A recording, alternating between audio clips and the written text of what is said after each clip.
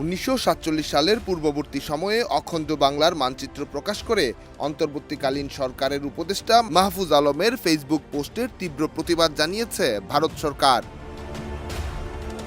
নয়াদিল্লিতে সাপ্তাহিক মিডিয়া ব্রিফিংয়ে শুক্রবার ভারতের পররাষ্ট্র মন্ত্রণালয়ের মুখপাত্র রণধীর জয়সওয়াল বলেন, আমরা বাংলাদেশের সরকারের কাছে বিষয়টি তুলে ধরেছি। এই ইস্যুতে আমরা তীব্র প্রতিবাদ জানিয়েছি। যে পোস্ট করা হয়েছিল তা সরিয়ে ফেলার বিষয়েও জেনেছি। ভারতের পররাষ্ট্র মন্ত্রণালয়ের মুখপাত্র আরও বলেন, আমরা সংশ্লিষ্ট প্রত্যেককে তাদের জনসম্মুখে মন্তব্যের ক্ষেত্রে সতর্ক থাকার বিষয় স্মরণ করিয়ে দিতে চাই। যখন বাংলাদেশের জনগণ ও অন্তর্বর্তীকালীন সরকারের সঙ্গে সম্পর্কের উন্নয়নের বিষয়ে আগ্রহের ইঙ্গিত ভারত সরকার দিয়েছে, তখন জনসম্মুখে এই জাতীয় বক্তব্য দেওয়ার ক্ষেত্রে দায়িত্বশীলতা দেখানো দরকার। আমি পুনরায় বলছি, বাংলাদেশ সরকারের কাছে এর বিরুদ্ধে তীব্র প্রতিবাদ আমরা জানিয়েছি।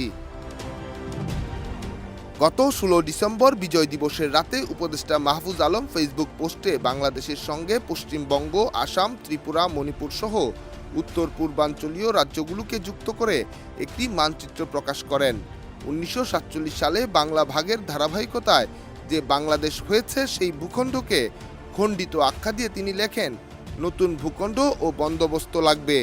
তবে কয়েক ঘন্টার মধ্যে এই পোস্টটি ডিলিট করে দেওয়া হয় এবং উপদেষ্টা মাহফুজ বা অন্তর্বর্তী সরকারের পক্ষ থেকে এ বিষয়ে আর কোনো বক্তব্যও রাখা হয়নি।